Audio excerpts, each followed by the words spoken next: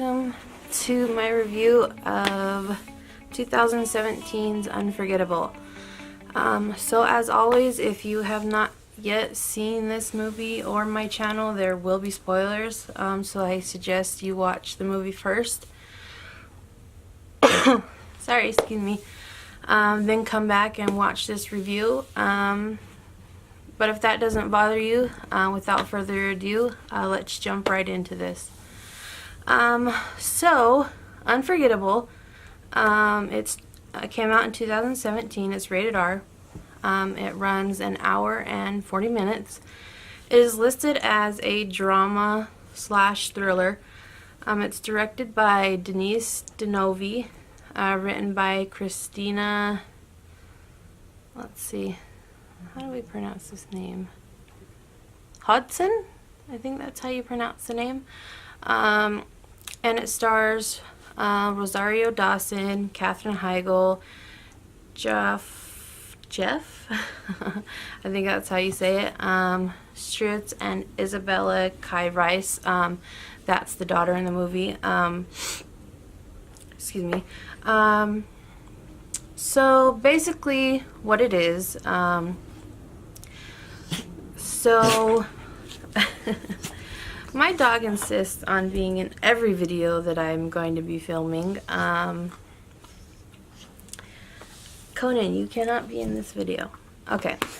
So Julia, who is played by Rosario Dawson, she hides a horrible past. She thinks she finds the perfect man. He's divorced with a child. She soon finds that his ex, Catherine, who plays, not Catherine, I'm sorry, Tess, her name is Tessa, but they call her Tess, who's played by Katherine Heigl, is relentless, and she refuses to let go of her old life. So I'm going to start off by going and starting with Tessa's character, like I said, who's played by Katherine Heigl. Tessa, she's a complete control freak, and you see this from the very beginning of the film, right as soon as she comes on film. And it's not like it's a build-up like in Obsession, which I kind of compare this movie to. I mean, it's not exactly the same. It has, you know, kind of some similarities, where she seems normal at first, then she slowly turns psycho. But in this, Tessa tries to hide it, but in doing so, it makes it more apparent, and she seems very uncomfortable in her own skin. And when her mother comes on screen, we kind of see where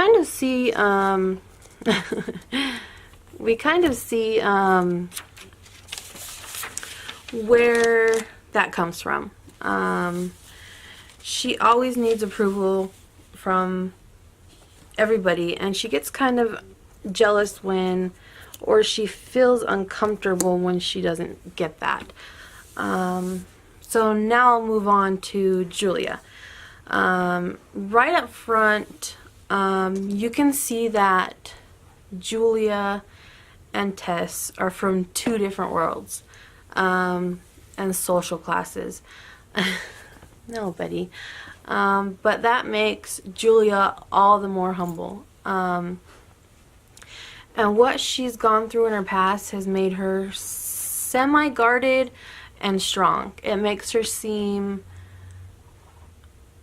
more of an actual person, and with Tess, it means she seems more as a shell of a person.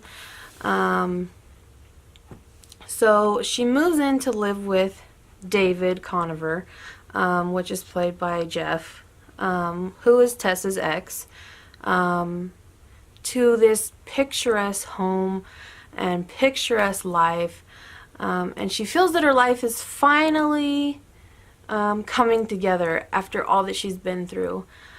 She gets word that the restraining order she had against her ex has expired, which she can't renew. And that triggers something inside of her. She does not want David to know about this the vulnerable point in, this vulnerable point in this time in her life that she thought was over. And she just doesn't want him to know that she was weak. She wants to seem like she's this strong, independent woman, and she doesn't want him to know about this. So basically, that's where we're at with Julia. So let's get into the daughter. Now, the daughter, she seems like she wants to like Julia, but her mother does not let her. And everything she tries to do seems wrong in her mother's eyes. It's basically Tess when she was younger. So now let's get into the thoughts of what I liked and what I didn't like. Okay.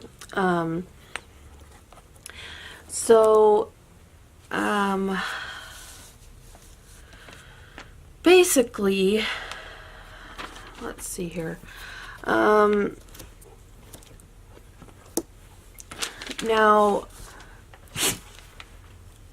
even though Tess and David's relationship ended,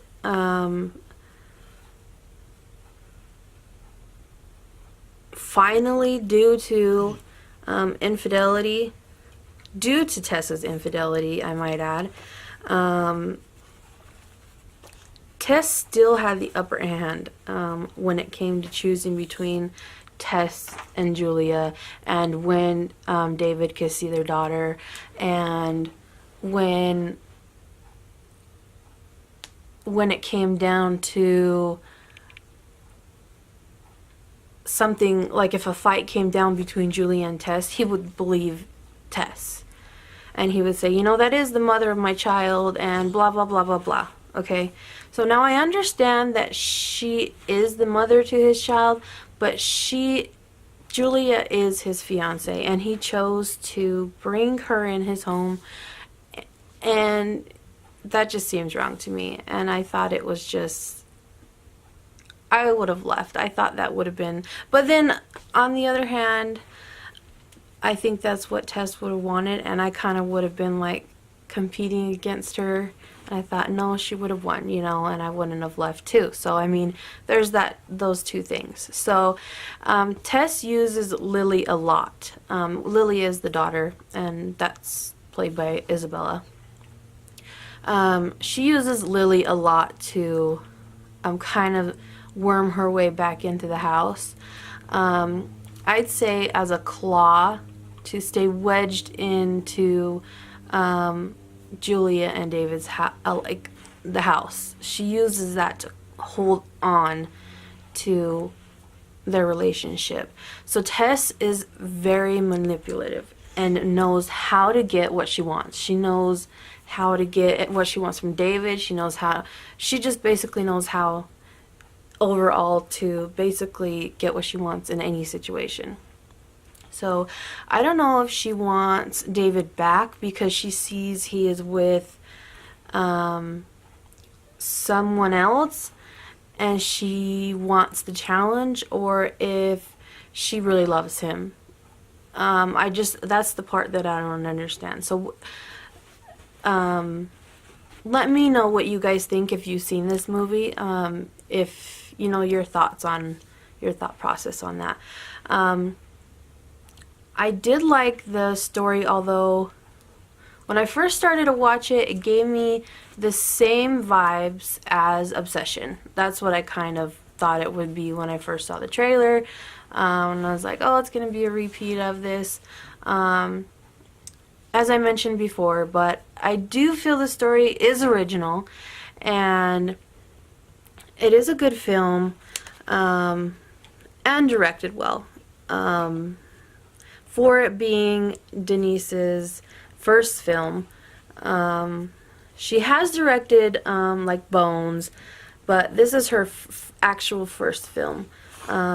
She's produced several films, such as Nightmare Before Christmas, Edward Scissorhands, Practical Magic, a lot of Nicholas Spark movies, just basically to name a few. So I mean, it's not like she's new to the game, but you know, this is her first movie that she has directed. So that's only just to name a few. So with all that being said, you know, I thought this was a good film. I thought this, overall, you know, it did keep me interested. I wanted to know what was going on. So it is rated R. So it's not, you know, a family movie. I wanted to add that. I would add this to my collection, and I would recommend it. So I am going to, if my dog will let me finish, I'm gonna rate this 3 blonde psychos out of 5 blonde psychos. Now, also, I don't know if you guys seen my previous video, which I will link at the end. I will be adding something, my dog's biting me, additional to each video. At the end of each video there will be a poll for you guys to answer, and also what movies I'm most excited to see.